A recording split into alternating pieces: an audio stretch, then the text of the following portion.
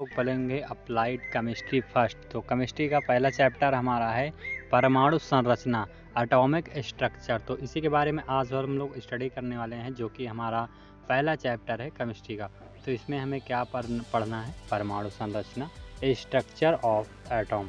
किसी तत्व का वह छोटे से छोटा कण जो स्वतंत्र अवस्था में नहीं रह सकता परंतु रासायनिक अभिक्रिया में भाग लेता है, परमाणु कहलाता है। उसके बाद इसका जो हमारा मेन रिवीजन है, परमाणु विभाज्य है। Atom is डाइविजिबल। डाल्टन 1808 का विचार यह था कि परमाणु द्रव्य का सूक्ष्मतम अविभाज्य कण है। इसे डाल्टन का परमाणु सिद्धांत कहा जाता है। इसको हम डाल्टन का जो है परमाणु सिद्धांत कहते हैं, जो कि हमारा स्ट्रक्चर एटॉम का होता है, उसको हम डाल्टन का परमाणु सिद्धांत कहते हैं। 19वीं सदी के अंत तक यह विचार सत्य माना जाता रहा। मतलब कि जो हमारा डाल्टन का परमाणु सिद्धांत कहा जाता है, उसको हम 19वीं सदी के अंत तक यह विचार सत्य माना जाता रहा है।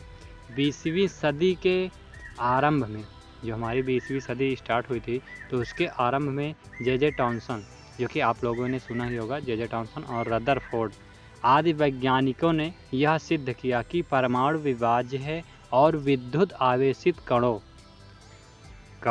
अपरमाणिक कणों से मिलकर बना है। परंतु आज भी रासायनिक क्रिया में भाग लेने वाला सबसे छोटा कण परमाणु ही है और इसको रासायनिक क्रिया की इकाई मानते हैं। कौन कौन से सूक्ष्म कण से परमाणु बना है, मतलब किन छोटे छोटे सूक्ष्म कणों से परमाणु बना है तथा उनकी खोज किस प्रकार हुई, इसका अध्ययन निम्न प्रकार से नीचे की तरफ दिया गया, जो हम आप लोगों को अभी बताने वाले हैं। तो फ्रेंड्स, ये आपका जो चैप्टर है, लोग जो इलेक्ट्रॉन की खोज हुई थी उसी के बारे में बात करेंगे। डिस्कवरी ऑफ इलेक्ट्रॉन की खोज। कैथोड किरणों का अध्ययन, स्टडी ऑफ कैथोड रेस। इन किरणों का अध्ययन सर्वप्रथम किसने किया था? क्रुक्स ने।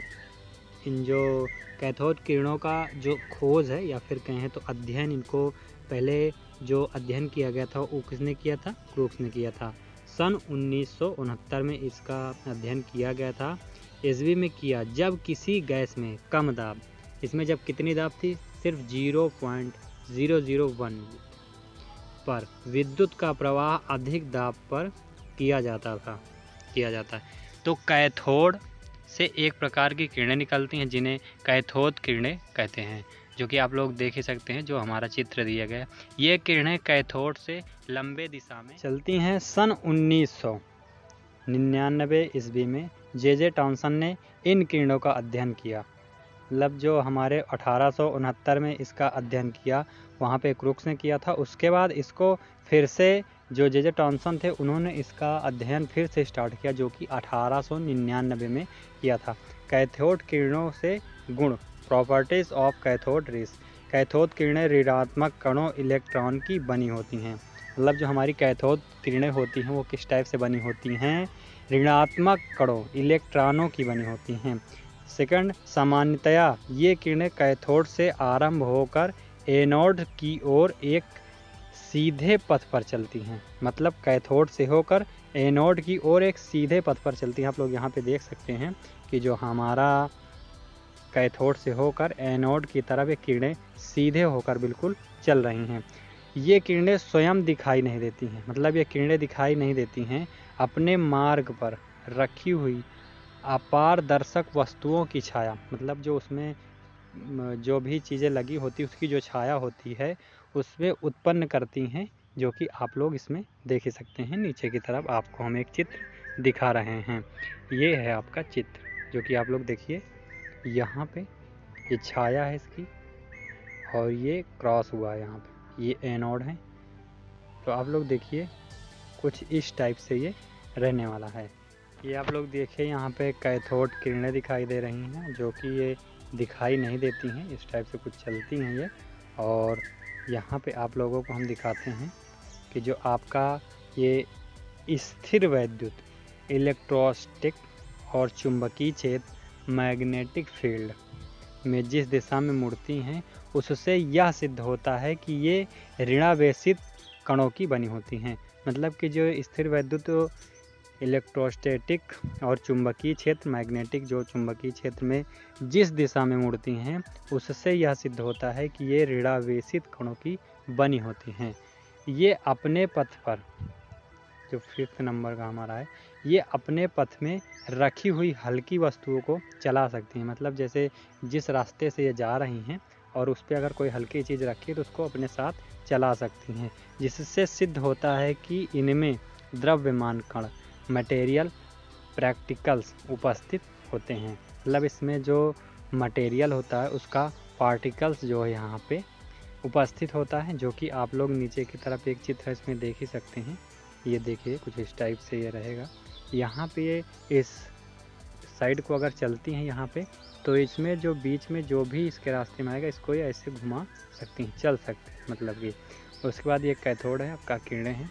उसके बाद जो अगला है विद्युत प्रवाह के लिए कोई भी गैस, मतलब इसमें जो विद्युत प्रवाह होती है उसमें कोई भी गैस ली जाए, इसमें जो भी गैस ली जाए और इलेक्ट्रॉन किसी भी द्रव्य के बनाए जाएं, इनके ऋण इलेक्ट्रॉन के आवेश और द्रव्यमान में कोई अंतर नहीं पड़ता है। मतलब जो इनका ऋण कणों का इलेक्ट्रॉन के आवेश और द्रव्यमान में कोई भी अंतर नहीं पड़ता है।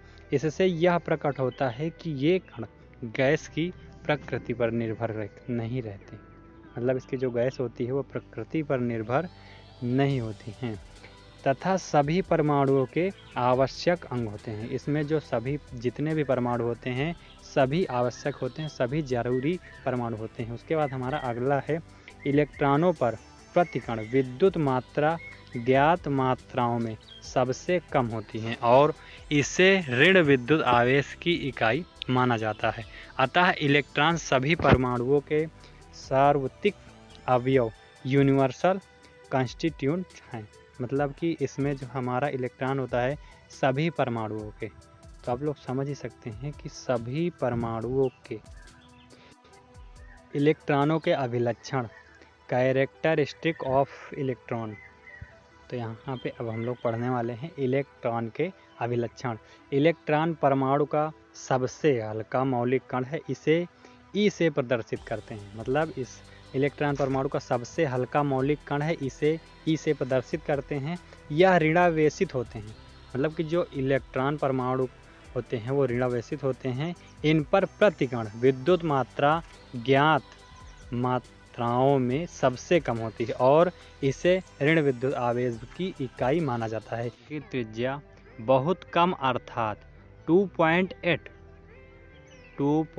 गुणे 10⁻13 मतलब कि सेमी होती है। उसके बाद इसमें अगले की बात की जाए तो इलेक्ट्रॉन के लिए आवेश ई तथा द्रव्यमान m का अनुपात एक नियतांक है जो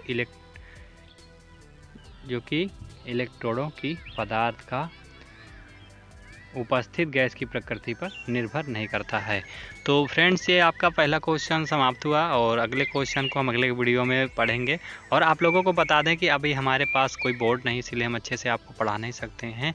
आप लोगों को अभी जो भी थ्योरी वो पढ़ाया जा रहा है और उसके बाद आपको जैसे ही हमारे पास बोर्ड की व्यवस्था हो जाएगी अच्छे से पूरे वीडियो पढ़ेंगे और अच्छे से आप लोगों को पढ़ाया जाएगा। अगर कोई डाउट है तो आप लोग कमेंट कीजिए, चैनल पर नहीं तो सब्सक्राइब कर लें। और आपको जो भी सिलेबस है या फिर बात करें कि पूरा चैप्टर आपको अच्छे से पूरा सिलेबस कंप्लीट करके आपको भेज दिया जाएगा। टेलीग्राम चैनल को ज्वाइन कर लीजिए और अगर आप लोग चैनल पर नए तो सब्सक्राइब करके बेल नोटिफिकेशन को ऑल पे प्रेस करना न भूलें।